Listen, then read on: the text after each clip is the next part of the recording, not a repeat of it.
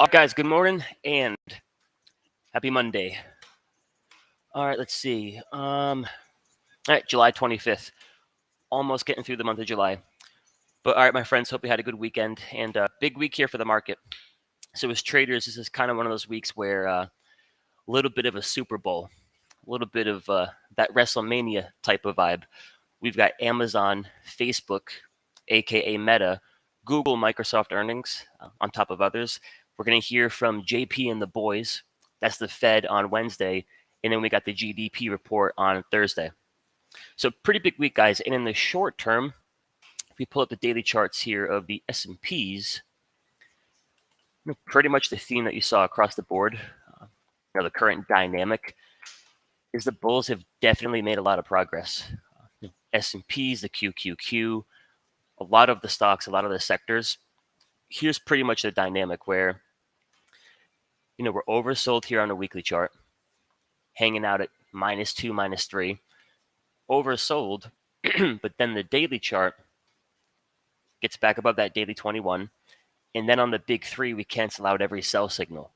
Okay? If you can do those two things, and then we start to get the buy signals on those lower time frames, that's what can start to trigger a pretty good push. So a really good example of that would be the semiconductors. Oversold on the weekly, then you're back above your daily 21, then you cancel out every sell signal, then the lower time frames go neutral to bullish. Even if a 15-minute chart starts to print the buy signal, coming from being so oversold, that's what can trigger that move back towards that weekly 21. So the semis kind of came up there and gave it a bit of a smooch. Also keep in mind, if you're going to use that as a target, in a weekly downtrend, it's typically where things are going to fail. So to really shift things here, we're looking for things to get to and then trade above the weekly 21. From a bigger picture perspective, until that happens, this is just a bear market bounce. Weekly reversion to the mean. Those couple of weeks didn't change anything. That 2 to 3 week rally didn't change anything. If you can't clear the weekly 21, that's just your downtrending. What we're looking for in terms of, okay, the tides are starting to turn, a little bit more like Tesla. We'll see how Tesla does this week. Oversold, clears the weekly 21. So that's all kind of the beginning of potentially trying to get back to trend. All right, so that's kind of the theme here, guys. But if we throw on, let me go grab the Celts here. On the channels, we're going to go with 2. Average type exponential. Who needs the average band? Who needs the average band? All right. Right. So moral of the story is, I think in the short term, the bulls have control. And I think they can keep control as long as things hold above the daily 21 EMA. Right. So that goes for the S&Ps. Dip here and hold that daily 21. I think we got a shot at getting towards that weekly 21. But, in terms of getting aggressive here, guys, I don't want to call it an issue, but the thing to be mindful of is the Teslas, the semiconductors, the Amazons, the big apples, the NVIDIAs of the world, a little bit extended there on that daily chart. So that's kind of the nature of a bear market. You trap the shorts, and pretty much until the market is actually working with good structure, the only way you get a big rip is a short squeeze. So that's where you get this crazy 1, 2, 3, 4, 5, 6, 6 or 7 day rally. It's awesome to play that move, but in the short term, just keep in mind up here at +2, there is that growing probability eventually we're going to come on home to the daily 21. So that doesn't mean we can't take trades up here. I think we're just taking them with the context that, all right, any given day now, we could start to pull back. So for example, you got Tesla up here at like +2 to +3, but then we've got a nice 30-minute squeeze of the buy signal. I think you can still take that trade. That buy signal suggests path of least resistance is still to the upside. I think you can take that trade on the 30-minute, even with that daily chart a little bit overbought. But the context is, I think you make that a bit more of a day trade. little bit more hit it and quit it. Where I think instead, when we find those 15-minute, 30-minute hourly squeezes closer to that daily 21 EMA, that's where you're looking for a bit of a swing trade. Where you can take that 15-minute, 30-minute signal, ride it all the way up there to +2. So if you look at a few of our trades last week, that was kind of the dynamic where the QQQs, we bought some calls in the gold room, and the signal was a 5-minute squeeze. That's not a huge time frame. Let me see. Keep in mind, it's a 5-minute chart. But that's where we took the entry. Little 5-minute squeeze closer to your daily 21. Gets a little bit more difficult up there. We had a trade on Cisco. In terms of charts to watch today, I do think this might be one of them. All right, daily 21. Then you find your entry. 30-minute squeeze of the buy signal. So those, I think you can kind of swing trade those. 2-3+ days. Something like an Amazon today, right? A little bit extended. Yeah, you can still take that hourly signal, the squeeze and the green arrow, but I don't think you blindly hold on to that. I think it's a bit more hit and run kind of trading. So a few things to keep in mind there, guys. But from my perspective, I've got nothing to do here this morning. Only goal is to follow the pretty colors. The S&Ps are neutral from head to toe, so not too much to work with there. The QQQ, neutral. IWM, neutral. And none of that really changed here overnight. I got a 15-minute buy signal on the S&P futures. Something. The NQ is neutral. The Russell 2000, neutral. And then if you go sector to sector, XLK, no buy signals, no sell signals. I need me one of those to take a directional trade. So if I'm going to buy a dip to a 30-minute 21 EMA, we're doing a little bit of buying the dip.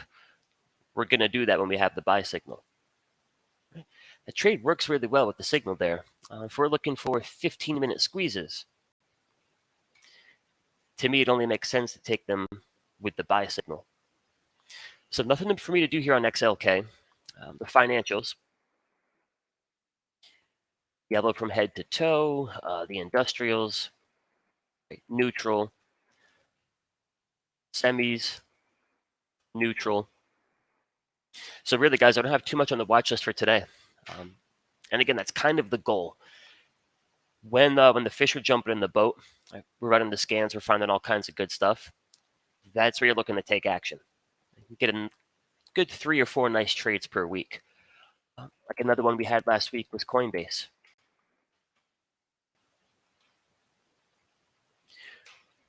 When you got the pretty colors, it's all pretty straightforward. So heading into today, being that things are all a little bit neutral, just going to sit back here, kind of watch how things go. And then throughout the day, run the scans, see what's setting up out there. So for this morning session, guys, why don't we, I usually ramble for the full stream here. Why don't we spend a bit more time this morning looking at your chart requests? You got anything you want me to take a look at? Throw it here in the chat, and we can spend the next 10, 15 minutes working on whatever you guys got. Yeah, the CHIPS Act, that's right. So how are the semis here pre-market? A little bit flat.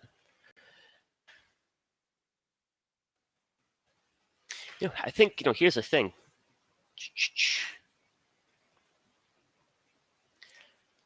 Again, things just move really fast, right? It's like bear trap, huge, huge, huge rip. Keep in mind, if you look at a 15-minute chart, it's going to feel pretty nasty if this pulls back to 163, 164. But from the daily charts perspective, if you pull back there and hold, might make for a pretty good entry. Oracle. Willie G, let's take a look. What's up, Sebastian? Good morning, Terry. Oracle. Yeah, good call. Good call, Willie. 1 hour, 30-minute, 15-minute buy signal.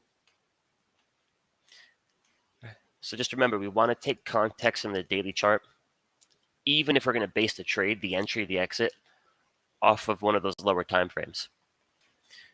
And not an oracle thing, just kind of the market right now.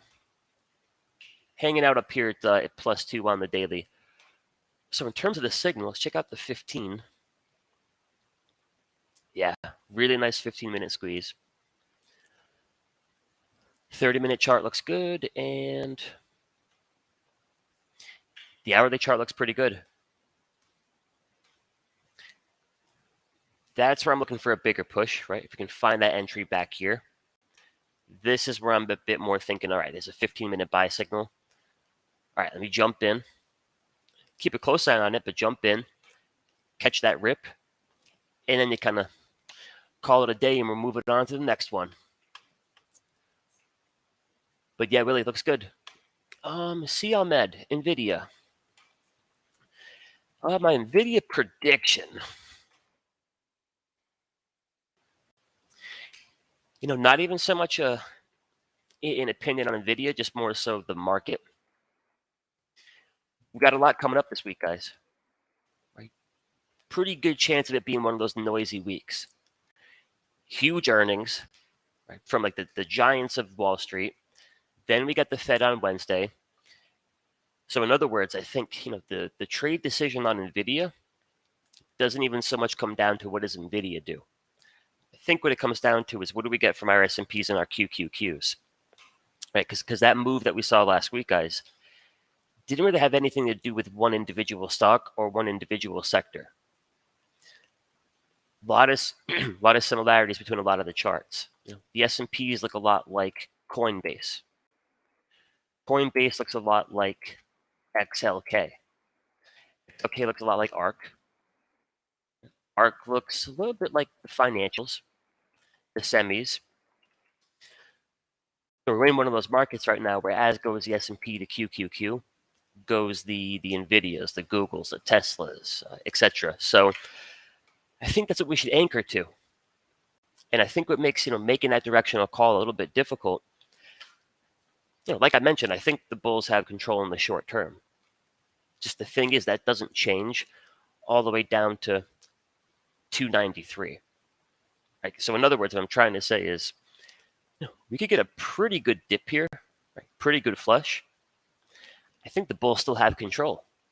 Right? From a daily charts perspective, it's like, all right, you ran a little bit too far, too quick. You might have to come on and cool down a little bit. Then we continue to work with the idea that this daily squeeze eventually fires to the upside. So in terms of NVIDIA, the same dynamic. Bulls have taken some control, really good progress, canceled out every sell signal, and during that push there, you're getting the buy signals on those lower time frames. Still holds good structure all the way down to like 165. So I think really just comes down to the market. And I think, as we know, guys, these kinds of weeks, they can definitely be a bit of a wild card, right? Especially the Fed day. We've seen times where the Fed, they'll come out there, they'll spiel their spiel, and the market absolutely rips. We're up 2-3%, and then the next day it totally falls apart. And then we've seen vice versa. So there's kind of a part of me that says, hey, all right, let's maybe day trade this up until Thursday, and then maybe we kind of see what's up and take it from there. Good question, though. All right, next up, guys, is LULU.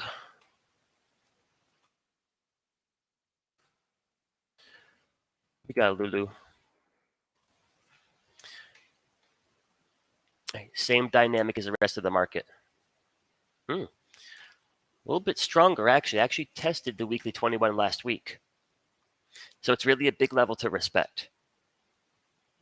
In a weekly downtrend, you're going to get these pops back towards that weekly 21. If you can't clear that, it's just, still in that weekly downtrend. But progress. Back above the daily 21. Positive histogram in the daily squeeze. Cancels out every sell signal. Lower time frames go bullish. So for me, it's kind of as simple as, all right, got my buy signal on the hourly, and the label's bright green, so I know I have my favorite squeeze. Right? My buy signal plus that mid compression squeeze. And I got the buy signal on the 30-minute chart. So now I can go to one of those two time frames, and we're working that bullish playbook. Beautiful hourly squeeze. Yeah, nice. Very clean. And your 30-minute. So I'm not going to buy calls that expire in September and expect this to just trade higher, higher, higher. But yeah, we'll jump in, look for that nice hit. Then we move on before that reversion to the mean. But Lulu looking pretty good. Looking pretty good. Hey, good morning, Miss Janice. UNG. Yeah, Janice, I don't know what woke this thing up, but good God. Out of nowhere. Like the Undertaker. It looks good. It looks really good. Little bit extended. Right? So always got to know we got that growing probability. You're going to get a little bit of this action soon. Good old fashioned coming on home to that daily 21. But I mean, this cleans up a lot of problems really quick. Back above the daily 21. Even gets a daily 21 EMA pointing to the upside. It totally clears out bearish momentum on the histogram. No more sell signals. Got some buy signals coming in. So, could pull all the way back to 24 and change. Still be looking really solid. But as far as the lower time frames, nice looking 15-minute squeeze at the buy signal. 30-minute chart looks good. So 2 trades, guys, with the buy signal, at least for me. Getting long inside the squeeze. 5-minute charts, daily charts, we'll take them all. Or just some good old-fashioned buying the dip to your 21. So long as got the buy signal. Yeah, UNG's looking pretty strong here. One of our better trends all year. Total beast mode from March up until that day right there. So for those of you that have the indicator, the big 3. By the way, guys, thanks for a great class on Saturday. Made a couple of tweaks over the weekend. I think the signal is even better now. So with the update that we're going to push out here pretty soon, we lost our buy signal on UNG that day, which tells us stop getting long. With the previous signals, we lost our buy signal on this day. It's a huge difference. Huge, huge difference. But yeah, UNG might be coming back here to its former glory. Nick, so the buy signal means that all my trend, structure, and momentum criteria is coming together at once. Right? So basically all the ingredients in my checklist, they're all lining up at the same time. That tells me path of least resistance, as long as we have that signal, is to the upside. So then, Nick, you can look at the labels over here, and if they're green, that means, the hourly chart, the 30-minute chart, the 15-minute chart, they fit the trend, structure, momentum criteria. And if it's bright green, like the 15-minute chart, that's my favorite trade. Mid-compression squeeze, right? The original squeeze signal and my buy signal. So over here, it's dark green because it fits the bill, but there's no squeeze. So I really pay a bit more attention to the pretty bright ones there. Lucas, really good question. Let me, I got some notes here. Was hoping you'd ask, Lucas. So the scan will just take me to things that have nothing but the buy signal. So frankly, that's like 90% of my work. However, check out Palo Alto. Pretty neutral, but holding up pretty good here. So now what I would look for, because we got a crap load of squeezes, is for those signals to start coming in. Right on top of that daily 21 EMA.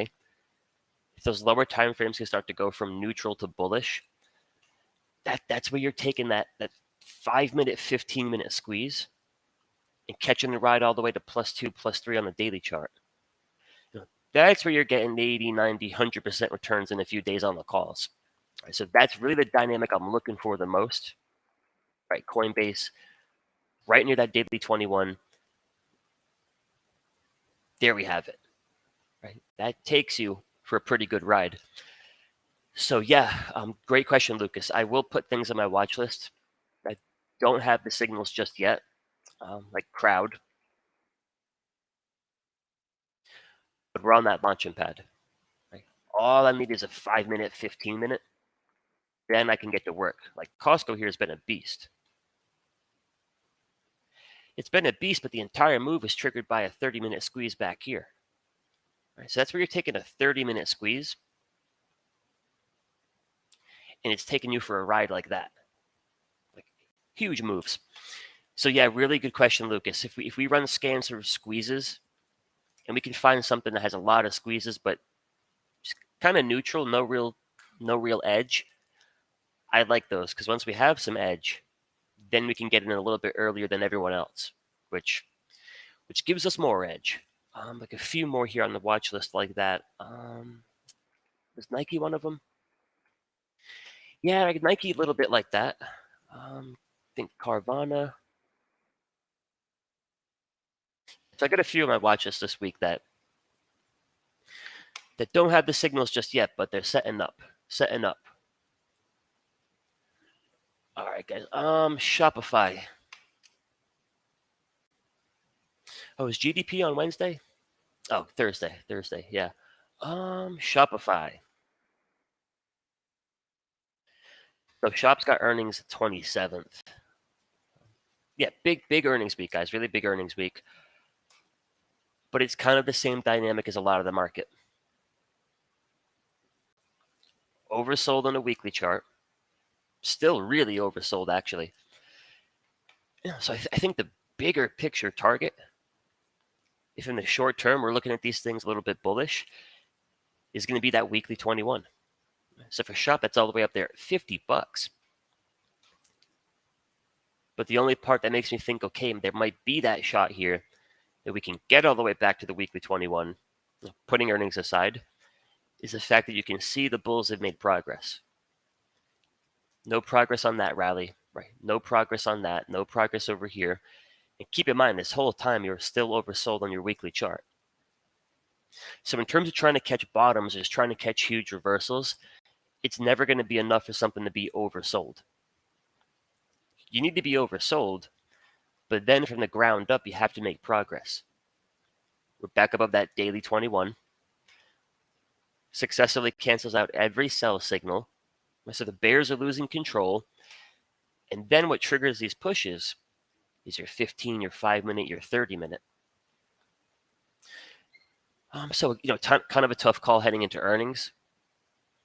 But really, guys, I do think right now for the stocks, it's nothing to do with the stock itself. It's just the current dynamic of the market. All these charts look really, really similar. XLY looks like the semiconductors. Semiconductors look like XLK. XLK looks like the S&Ps. S&Ps look like ARK. So things to keep in mind. Yeah, really, I do like Palo. I do. I mean, 3-day, daily, 4-hour, 2-hour, 60, 30-minute, 15-minute, 5-minute squeeze. It's a lot of squeeze action, as they say, Willie. So, of course, the question is, all right, which way is she going to fire? Tough to call when it's neutral. But even if a couple of these bad boys can go green or red, then you got a little bit of edge there. And you got something to work with. Willie says Alta. Did we look at Alta? I got Alta on my notes, too. Yeah, very clean. Let's check that 1-hour beauty. Yeah. It's my favorite trade in the world, guys. Mid-compression squeeze that fits all the trend, the structure, the momentum, ingredients, tools of the trade. Favorite trade in the world. Any time frame. George, I do think we got a few traders on the team that trade Forex. Don't quote me on this. I think Roggy might trade Forex. If anyone does, it's probably Roggy. Personally, I don't though. Just options. Just the options. Hey, what's up, Jace? SI. Pacific SI. Get a nice hourly buy signal here. Yeah, I mean, that's the danger, guys, right? You come in this morning, and this is why you need context for every trade. We never want to just jump in blindly long or short because we have a buy or a sell signal. Yeah, for now, the hourly chart fits the bill, but that's a little bit cooked. It's a little bit cooked. Yeah, Jace, that looks due for a dip. Looks due for a dip. UVixie. Let's check out the UVixie here.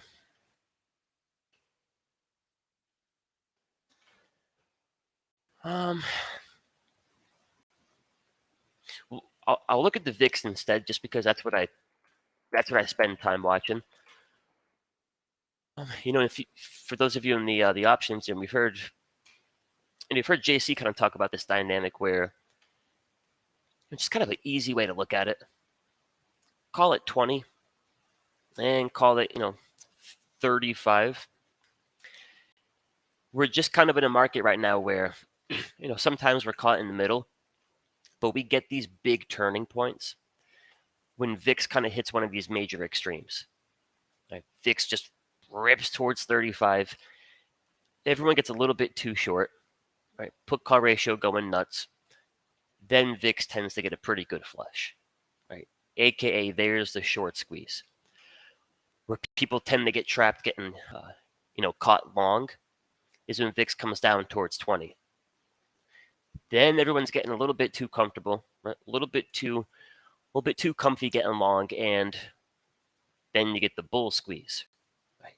VIX rallies, market rolls over, and just kind of over and over and over again. So, we got a little bit of room here until we're down towards that extreme. And yeah, if the market dips a little bit, we expect VIX to pop a little bit. But bigger picture, focus on those two extremes. So in other words, next week or so here, a couple of weeks, you get VIX coming down towards $20, $19. Probably a good spot to take some profits on the longs. And if anything, at least expect a dip in the market. So you could kind of look at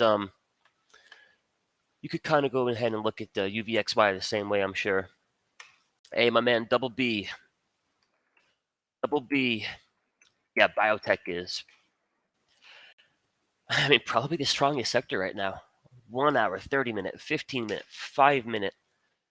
Lighten on up. LTHM. Great call. Great call, man, because I can't do too much of them up here. Day trade scalp, but I got a dog to walk. I like this right here. Because in terms of risk reward, guys, I can take that 30-minute squeeze right here. I can put my stop under the daily 21, right? The yellow line. This puppy fires long, could take me all the way to the daily 21 EMA. Or I'm sorry, could take me all the way to 2+ ATR in a daily chart. Right? So that's where that little 30-minute entry could take you for that ride. Little bit of risk, a lot more reward. Great call out there, man. I like that. Let me write that one down. LTH. Good call out. All right, guys. So unfortunately, I got to cut you loose here. I got to be in the gold room in like 3 or 4 minutes. But I'll be back on Wednesday, guys. And any questions I didn't answer here today, I'll make sure I answer them on Wednesday morning. And if you guys aren't already, check out the free room over at Simpler. I'll be in there this afternoon at 10 a.m. Central. So there's another place you can come swing by, hang out for a little bit, talk trade, and get some questions answered. But I hope you guys found this helpful. Have a great week, and I'll talk to you soon.